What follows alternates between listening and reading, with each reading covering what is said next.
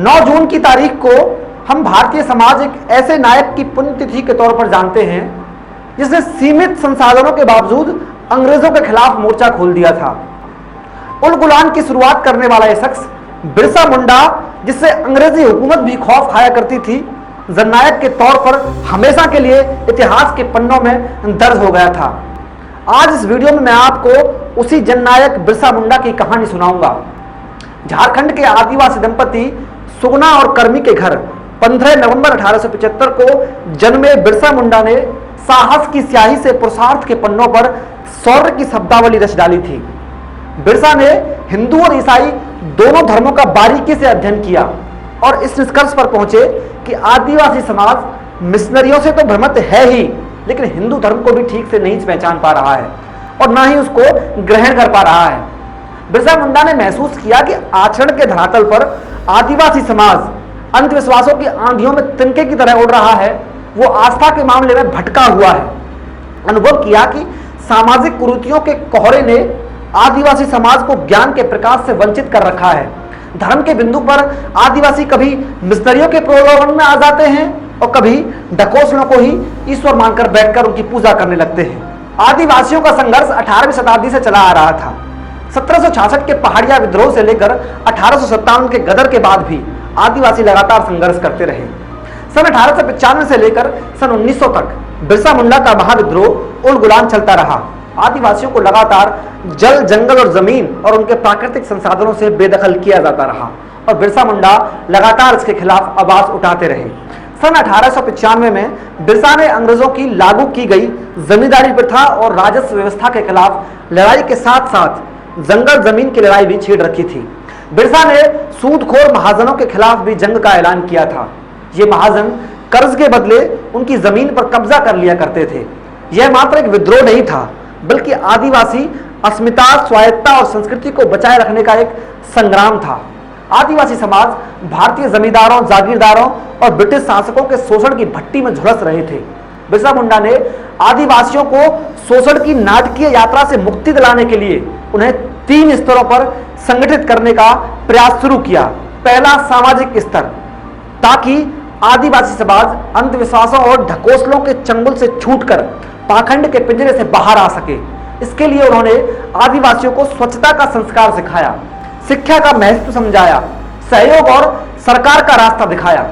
सामाजिक स्तर पर आदिवासियों के इस जागरण से जमींदार और जागीरदार और ब्रिटिश शासन तो बौखलाया ही, साथ ही साथ पाखंडी झाड़ फूक करने वालों की भी दुकानदारी ठप हो गई। इससे ये सब लोग बिरसा मुंडा के खिलाफ हो गए। बिरसा को साजिश करके फंसाने की सारी कार्य करतूतें शुरू कर दी गई। दूसरा था आर्थिक स्तर और इस पर सुधार, ताकि आदिवासी समाज को जमींदारों और जागीरदारों के आर्थिक शोषण से मुक्त किया जा सके।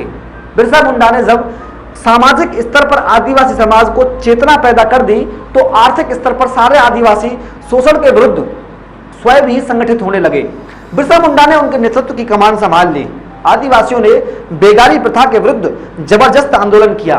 परिणाम स्वरूप जमींदारों और जागीरदारों के घरों, खेतों और वनों की भूमि पर काम होना बंद हो गया। और तीसरा और आखिरी था राजनीतिक स्तर पर। राजनीतिक स्तर पर आदिवासियों को संगठित करना। बिरसा मुंडा ने सामाजिक और आर्थिक स्तर पर आदिवासियों की चेतना की चिंगारी सुलगाने के बाद किया था। इसलिए राजनीतिक स्तर पर इसे आग बनने में ज्यादा देर नहीं लगी। आदिवासी अपने राजनीतिक अधिकारों के लिए सजग होने लगे। ब्रिटिश हुकूमत ने इसे अपने लिए खतरे का संकेत समझकर बिरसा मुंडा को पकड़ने के लिए अपनी रफ्तार को और अधिक तेज कर दिया।